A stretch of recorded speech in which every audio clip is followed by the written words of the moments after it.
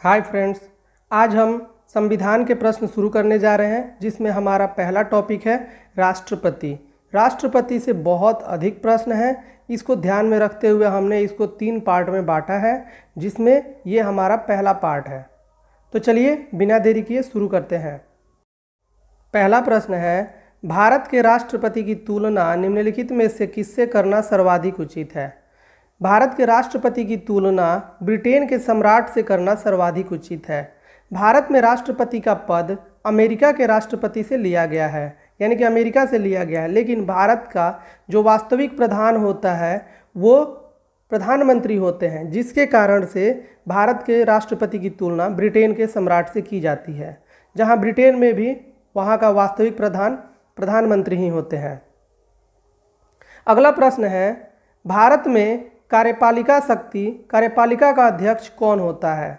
दोस्तों, भारत में कार्यपालिका का अध्यक्ष राष्ट्रपति ही होते हैं।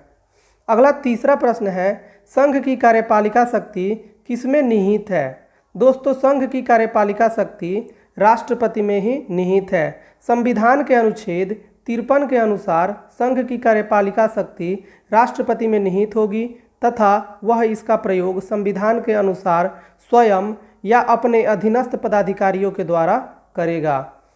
अगला चौथा प्रश्न है, भारत का राष्ट्रपति किसका प्रधान है? दोस्तों, भारत का राष्ट्रपति राज्य का प्रधान है। अगला पांचवा प्रश्न है, संविधान के अनुसार देश का प्रथम नागरिक कौन होता है? दोस्तों, संविधान के अनुसार देश का प्रथम नागरिक राष्ट्रपति ही होते हैं। भारत का पहला नागरिक राष्ट्रपति होते हैं, जबकि दूसरा नागरिक उपराष्ट्रपति होता है तथा तीसरा नागरिक प्रधानमंत्री होते हैं। अगला प्रश्न है छठवां, संविधान के अनुसार देश की तीनों सेनाओं का अध्यक्ष कौन होता है? दोस्तों, संविधान के अनुसार देश की तीनों सेनाओं और सशस्त्र बलों का अध्यक्ष राष्ट्रपति होते हैं। सातवां प्रश्न है, भारत का राष्ट्रपति होता है, यानी कि भारत का जो राष्ट्रपति है वह राज्य का संवैधानिक अध्यक्ष होता है। दोस्तों, भारत का यदि वास्तविक शासक बोले तो वो प्रधानमंत्री होते हैं, वास्तविक शासक, और भारत के राष्ट्रपति जो हैं वो राज्य के संवैधानिक अध्यक्ष हैं, यानी कि संविधान के अनुसार उन्हें यह मान्यता मिली हुई है। अगला आठवां प्रश्न है, भारत के राष्ट्रपति के लिए आवश्यक योग्यता नहीं है, यानी कि उनके लिए कौन सी योग्यता नहीं है? तो चलिए हम लोग यहाँ पे देख लेते हैं। ऑप्शन के अनुसार वह भारत का नागरिक हो, ये तो योग्यता है। वह 35 वर्ष से अधिक आयु का हो, मिनिमम आयु 35 वर्ष होनी चाहिए, ये भी योग्यता है। अगला है, उसमें लोकसभा के सदस्य के लिए निर्वाचित होने वाली सभी योग्यताएं हो। दोस्तों, ये भी एक योग्यता है। वह संसद के किसी सदन का सदस्य हो। दोस्तों, वह सदन का सदस्य न हो, यानी कि वो किसी लाभ के पद पर नहीं होना चाहिए राष्ट्रपति। अगला 9वां प्रश्न है, भारत के राष्ट्रपति निर्वाचित होने के पात्र बनने के लिए किसी व्यक्ति की आयु कितनी होनी चाहिए? दोस्तों, एक व्यक्ति को राष्ट्रपति, उपराष्ट्रपति या किसी राज्य का राज्यपाल बनने के लिए कम से कम आयु 35 वर्ष होनी ही चाहिए। अगला 10वां प्रश्न है, भारतीय संविधान के किस अनुच्छेद में राष्ट्रपति बनने की योग्यताएं वर्णित है? दोस्तों, जो हमारा अनुच्छेद 58 है संविधान का, उसमें राष्ट्रपति बनने की योग्यताएं वर्णित है। अगला 11वां प्रश्न है, राष्ट्रपति के उम्मीदवार के लिए अधिकतम आयु कितनी होनी चाहिए? अधिकतम आयु की कोई सीमा नहीं है। दोस्तों, ना ही भारत में राष्ट्रपति बनने के लिए अधिकतम आयु की सीमा है और ना ही वह कितनी बार राष्ट्रपति बनेंगे या फिर कितनी बार चुनाव लड़ेंगे, इसकी कोई सीमा है। जबकि अमेरिका में एक व्यक्ति 2 बार से अधिक राष्ट्रपति नहीं बन सकता। 12वां प्रश्न है, एक व्यक्ति राष्ट्रपति पद के लिए अधिकतम कितनी बार निर्वाचित हो सकता है?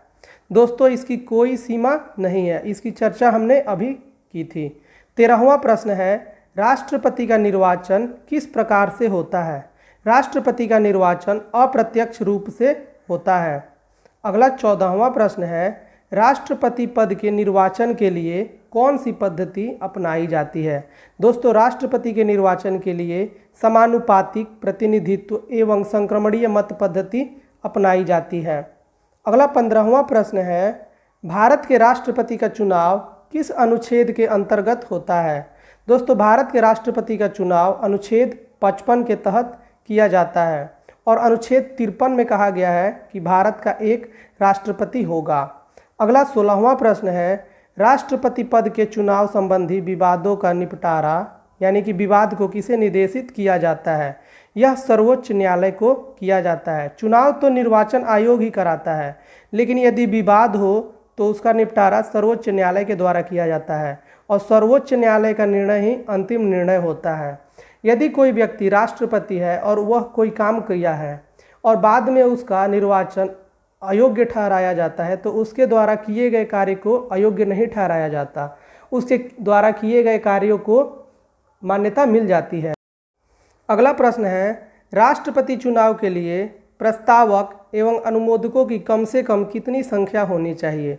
दोस्तों, यदि कोई व्यक्ति राष्ट्रपति का चुनाव लड़ता है तो उसे 50 अनुमोदक और 50 प्रस्तावक चाहिए। कोई व्यक्ति जो राष्ट्रपति का चुनाव लड़ रहा है वह अधिकतम 4 नामांकन भर सकता है और प्रत्येक के लिए उसे अलग अलग प्रस्तावक एवं अलग अलग अनुमोदक की आवश्यकता पड़ती है। अगला 18वां प्रश्न है, जमानत राशि के तौर पर राष्ट्रपति उम्मीदवार को हर नामांकन के लिए कितनी राशि निर्वाचन अधिकारी के पास अथवा आरबीआई के पास जमा कराने होते हैं? वह निर्वाचन अधिकारी के पास भी रख सकता है या फिर आरबीआई के पास जमा कर सकता है और यह राशि है 15,000।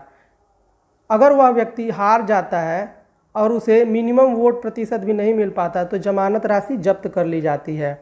अगला 19वां प्रश्न है, राष्ट्रपति के उम्मीदवार के लिए अधिकतम कितनी नामांकन पत्र दाखिल करने की अनुमति होती है?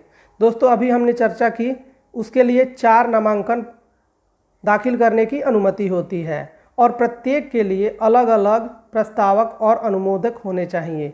किसी भी उम्मीदवार को तभी वैध माना जाएगा जब कम से कम 50 मतदाता उसके प्रस्तावक हो और 50 अनुमोदक। एक उम्मीदवार को अधिकतम 4 नामांकन पत्र दाखिल करने की अनुमति होती है, लेकिन हर नामांकन पत्र के लिए अलग अलग प्रस्तावक और अलग अलग अनुमोदक की आवश्यकता होती है। अगला 20वां प्रश्न है, भारत का राष्ट्रपति निर्वाचित होने के लिए निम्नलिखित में से कौन सी बात अयोग्यता मानी जाएगी? दोस्तों, इसका ऑप्शन देख लेते हैं। भारत का नागरिक हो, वह 35 वर्ष की आयु पूर्ण कर चुका हो, ये दोनों योग्यताएं हैं। तीसरा, लोकसभा का सदस्य निर्वाचित होने के लिए योग्य हो, ये भी एक योग्यता है। और चौथा है, कोई लाभ का पद ग्रहण किए हुए हो। नहीं दोस्तों, कोई भी राष्ट्रपति पद का उम्मीदवार लाभ के पद पर नहीं हो सकता। यदि वह व्यक्ति लाभ के पद पर है तो उसे वह पद त्यागना पड़ता है। अगला 21वां प्रश्न है, भारत में राष्ट्रपति का चुनाव किया जाता है। भारत में राष्ट्रपति का चुनाव एकल हस्तांतरित मत पद्धति के द्वारा किया जाता है। अगला 22वां प्रश्न है, राष्ट्रपति का चुनाव संचालित किया जाता है। दोस्तों, राष्ट्रपति का चुनाव निर्वाचन आयोग के द्वारा संचालित किया जाता है, लेकिन इसके विवादों का निपटारा सर्वोच्च न्यायालय करती है और सर्वोच्च न्यायालय का निर्णय अंतिम होता है। राष्ट्रपति का चयन एक निर्वाचक मंडल द्वारा किया जाता है, जिसमें संसद के दोनों सदनों के निर्वाचित सदस्य, दोस्तों इसमें ध्यान देना है, निर्वाचित सदस्य, मनोनीत सदस्य वोट नहीं कर सकते, एवं राज्यों की विधानसभाओं एवं राष्ट्रीय राजधानी दिल्ली तथा पुदुचेरी के निर्वाचित सदस्य। अगर यूनियन टेरिटरी की बात करें तो यूनियन टेरिटरी में 2 टेरिटरी जिसमें दिल्ली और पुदुचेरी के निर्वाचित सदस्य ही भाग ले सकते हैं। अगला 23वां प्रश्न है, राष्ट्रपति चुनाव संबंधी मामले किसके पास भेजे जाते हैं?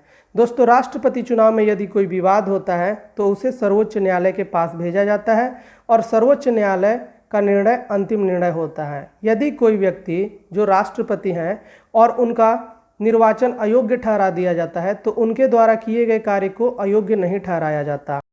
अगला महत्वपूर्ण प्रश्न है, किस अनुच्छेद के तहत राष्ट्रपति और उपराष्ट्रपति के निर्वाचन से संबंधित विवाद का निर्णय उच्चतम न्यायालय द्वारा करने का प्रावधान संविधान में किया गया है?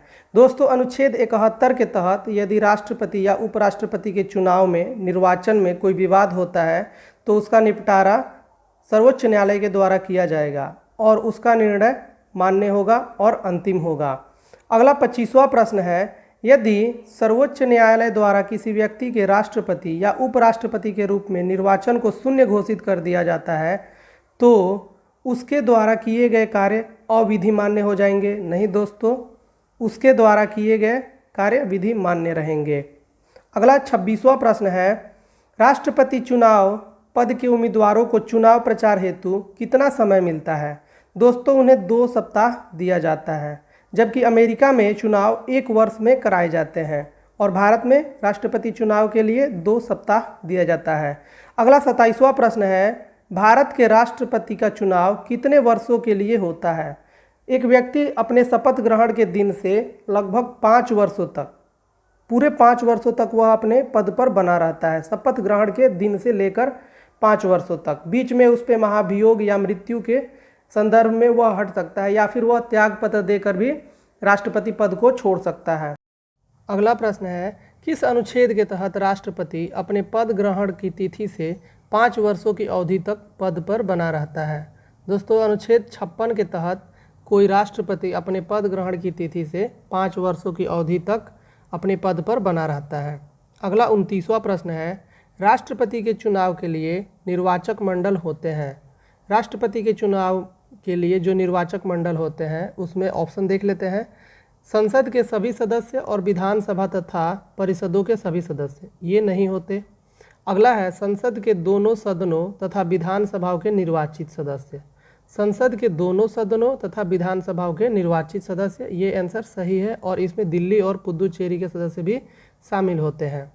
अगला प्रश्न है, ये हमारा अंतिम प्रश्न है, भारत के राष्ट्रपति के निर्वाचन के बारे में निम्नलिखित में से कौन सा कथन सही नहीं है?